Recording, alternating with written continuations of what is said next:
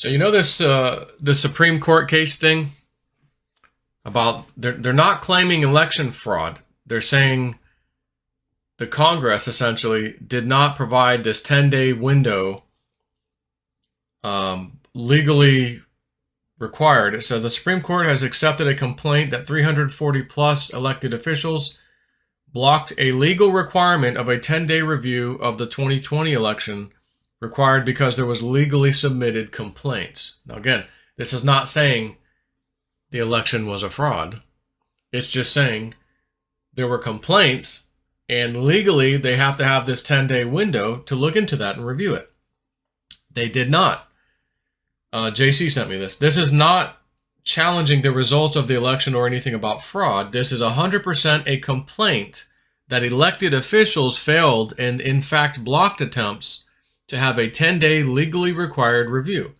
The best part, they seek that all 340 plus government officials be relieved of any status within the government, fired essentially, and place Trump back until a new election can be arranged because they failed to do this thing.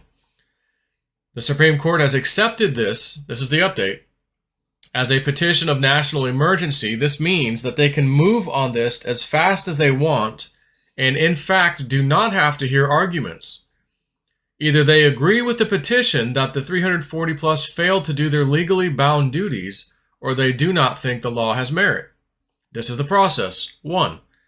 Friday, the Supreme Court will schedule a one-day private conference with 9 justices to determine if the complaint moves forward. Only 4 votes needed to move forward.